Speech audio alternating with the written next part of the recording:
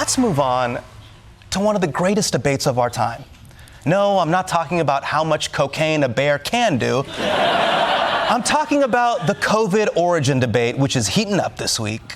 And this just in, an updated classified intel report saying that the U.S. Department of Energy has assessed that the source of the COVID-19 pandemic likely came from a China lab leak. But there is one major caveat. Sources at the Department of Energy tell CNN that the report has, quote, low confidence. Low confidence? How can you conclude something with low confidence? That's not a conclusion. I think the word you're looking for is guess. By the way, conclusion with low confidence is such a boy move. Like, you know what I mean? Like you're dating someone and they go, babe, what are we? And you're like, Sarah, I can tell you for sure, I don't know. Now, even though they had low confidence, the Department of Energy came out and said COVID was a lab leak. And now every idiot I went to high school with is like, apologize to me right now, Hasan. I told you I was right. And if your hand is bigger than your face, you're gay.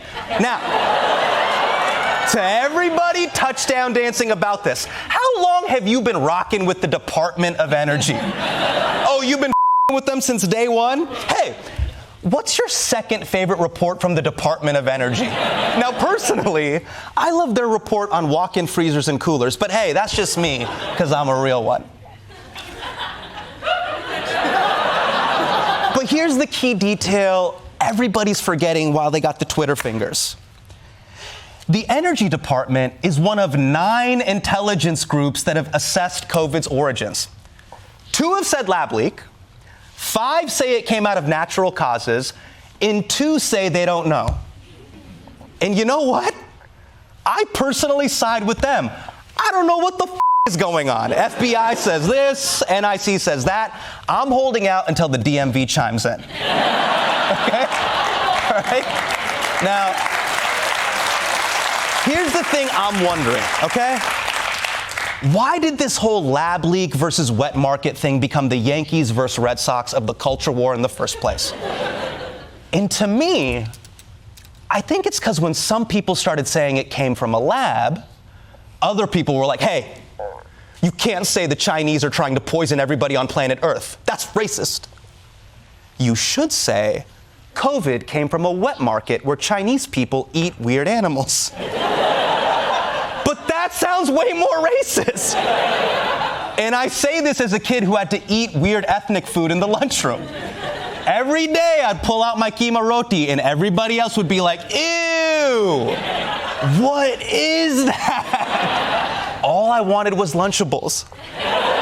But my mom would never buy them. She'd be like, Hasan, are you crazy? You want Lunchables? Those things are made in a lab and they'll kill you. And she said that with high confidence. The goal of tech is really to just work every time and be as easy as possible. Yeah.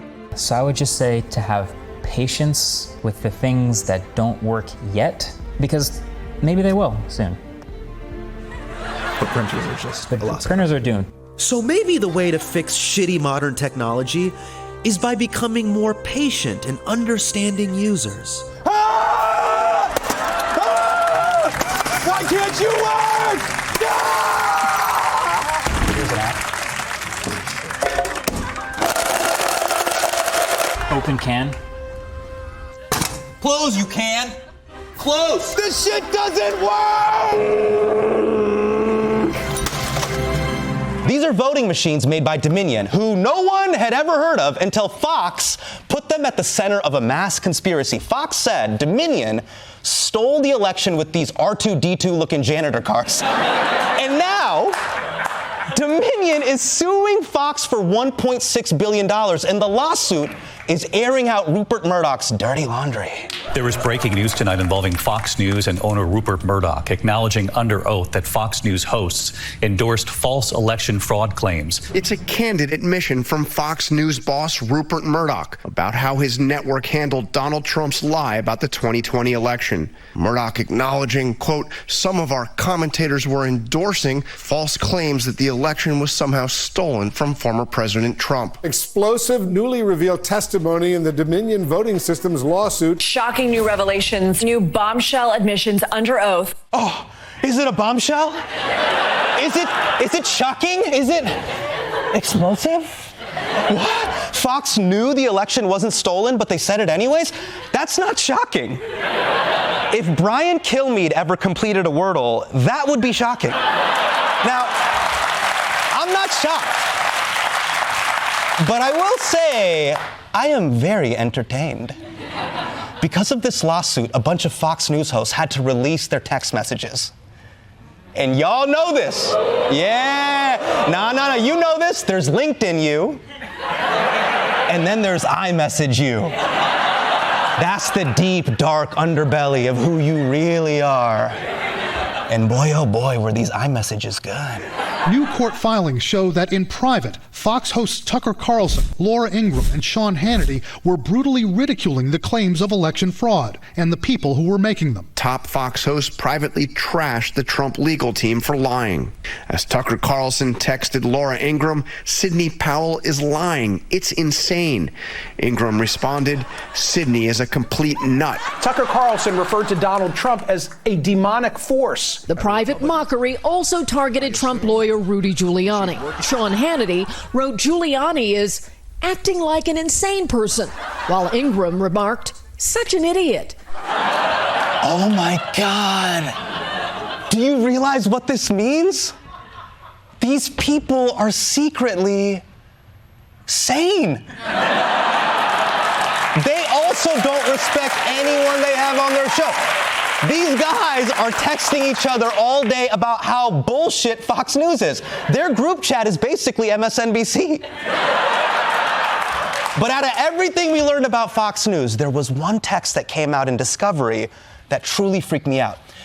It's when Tucker Carlson said Fox News had to be more supportive of Donald Trump's election claims. Tucker Carlson wrote his producer, Alex Pfeiffer, do the executives understand how much credibility and trust we've lost with our audience? We're playing with fire for real. An alternative like Newsmax could be devastating to us. Do you understand what he's saying here? He's saying, if I don't say this bullshit, my viewers will leave me. This whole time, we thought Fox News was manipulating its viewers. But it turns out the viewers were manipulating Fox News.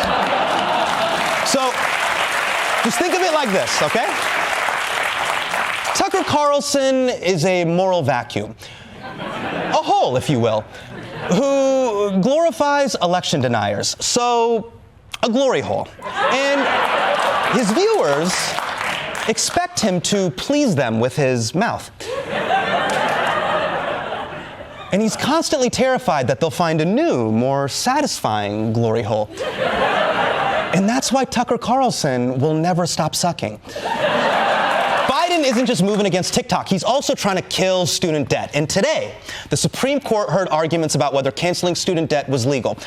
Now, you know this issue. There's basically two camps, right? There's one group that says, let's go clear history on everybody's student debt.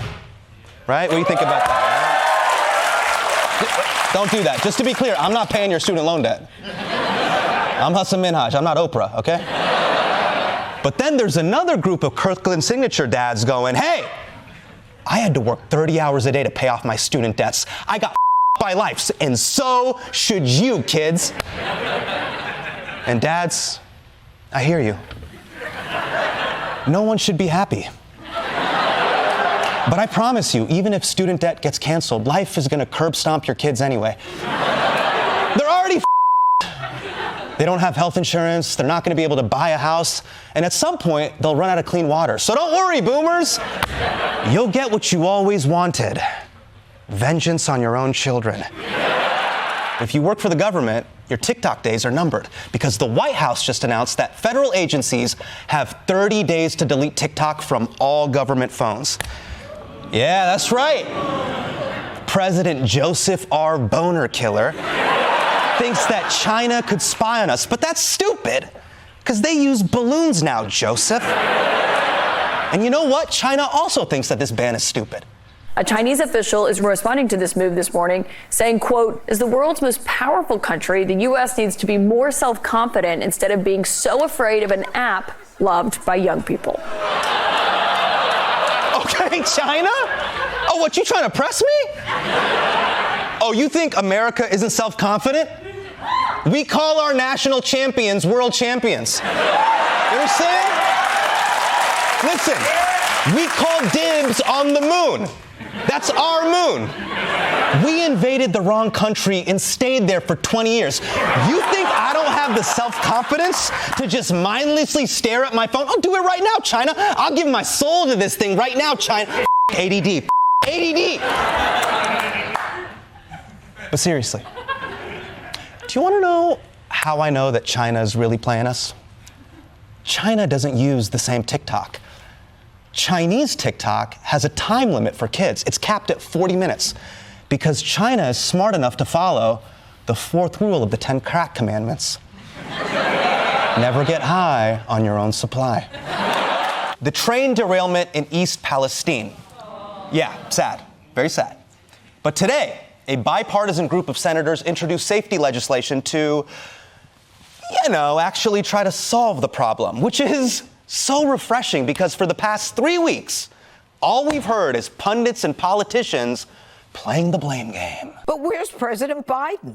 Instead of going to Ohio, President Biden is heading home to Delaware to relax after his big Ukraine trip. We're here because of all of the deregulation of the train industry during the Trump administration. Joe Biden will probably never visit. He doesn't seem to care what's happening in Ohio. Pete Buttigieg is a disgrace. It was him. It was Donald Trump and his administration. I think the people in East Palestine, Ohio, should put Ukraine flags in their yard, and maybe Biden would pay attention. Okay, all of you shut up. Wait. This feels like watching your parents fight in the kitchen and they're both being idiots for different reasons. Listen, Republicans, listen to me. You guys love deregulation, but suddenly you now care about rail safety? A little ironic. Also, you really think Joe Biden taking a tragedy selfie would make the situation any better? Democrats, listen to me. As of now, March 1st, there is zero indication that Trump's policies caused this whole derailment. So you cannot touchdown dance. But also, what the are you guys doing? How do you fumble the optics game every time? Why didn't you send Joe Biden to take a tragedy selfie? Even a moron like Donald Trump managed to do it. Trump pulled up to McDonald's and started handing out hats and Happy Meals. Democrats, you waited 3 weeks and you sent Pete Buttigieg dressed like Bob the Builder? He's the 12th man on your depth chart. Send Kamala. What the is Kamala doing? We want to see her. Just for proof of life. Kamala, take an Instagram reel of you feeding an Appalachian kid, okay? Easy. Now here's the real issue. Nobody should be trying to win a train derailment, okay? We had about 5 seconds of empathy before this whole thing turned into another partisan prize fight. It's almost like everyone in politics and the media said, hey, how will people have empathy if we don't tell them who to blame? You don't always have to find a villain because the truth is much like me. It's not always black and white. The scandals today, they're truly idiotic. Take Coinbase, okay? Very legit app. I have it on my phone. But it was recently at the center of the first crypto insider trading scandal. Now, you're probably thinking, wow, Hasan, crypto. It's got to be complicated, right? Wrong. According to the DOJ, here's how it worked. Right before Coinbase listed a new coin, this dork, who worked at Coinbase, would text his little brother to tell him to buy that coin. And at one point, they just texted the $ and eyes emoji. You know, the universal symbol for insider trading. Just zero subtlety.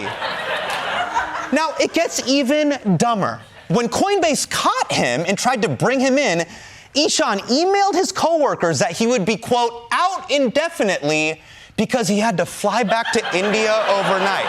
Ishan, you f***ing dumbass.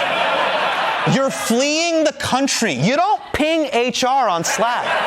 Just, hey, Carol, running from the law, just looping you in. Just bumping this for visibility. Thanks. The reason why I'm very passionate about this is because I think there is an ecosystem of a lot of VC people and people with money going on these shows, giving advice to retail. And look, I think entertainment is important. But when Skip Bayless and Stephen A. Smith give their hot takes, it doesn't potentially affect people's 401ks or their bank account. When you give financial tips, it's like a doctor giving a diagnosis to a patient they can't even see. You don't know the number of people that you're inadvertently let me tell you or why I advertently disagree with hurting. you. Let me tell you why I disagree with you. Go ahead. Do you think I should go? Just don't. That's all I'm saying. Be careful when you with people's bank accounts. Ask everybody in the audience. Sure. Do you think I should go to high schools, as I do, and talk to them about financial literacy and about credit card debt and about stocks and bonds? Is that a good thing to do? Totally. You should give them J.L. Collins' book, The Simple Path to Wealth, and one of the addendums should be turn off any program that I'm on. Besides Shark Tank. Besides Shark Tank. What happened to the mass exodus when Elon took over? I thought all you guys were going to Twitter Canada. Mastodon. Find me on Mastodon. You can catch me on Mastodon, you cowards. And for the people who still think it has value, you're wrong. You know this deep down. You feel it here. You bitch about Elon all the time, but you won't quit. You don't even have the willpower to live up to your own values. You don't give a about your values. You don't give a You care more about your brand than progress. You don't want to write on Twitter. You want to write on Succession, but you're not talented enough to write for Succession, and neither am I. I want out of the media grift. Do you understand? I want my mind back. I hate this place. I hate Twitter. I want out. I want out. Give me my mind back. Free my mind from Yashar Ali's tweets, please. Oh, what am I doing? What am I doing? My daughter's here. What am I doing? Oh my God. I'm the living embodiment of Twitter. I'm judging other people without changing anything about myself. Let me channel the fake Gandhi quote I saw on Twitter. Maybe I need to be the change I wish to see in the world. This, I'm leaving Twitter. I'm leaving Twitter. I'm leaving this hellscape right now. Let's do this right now. You think I'm doing this? This is real. This is real. And just like everybody on Twitter, I'm making a long, annoying announcement about it right here. You got that? Yeah, let's do it. Oh, yeah, let's get the out of here. Deactivate. Yes, deactivate. Goodbye. I'm gone. I'm gone. I'm free. I'm free. I'm free. I'm free.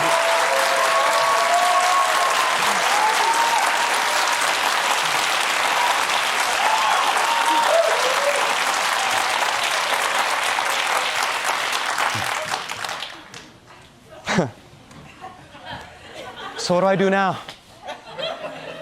I guess I can actually go to the town square and meet people in real life.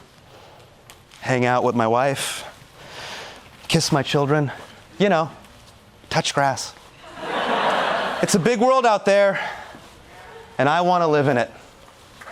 We had a fun ride, trolls and bad faith actors. Oh, and by the way, if you hate this on Twitter, I could give a because I'm not there. Join me in the real world. And hey, in case I don't see ya, good afternoon, good evening, and good night.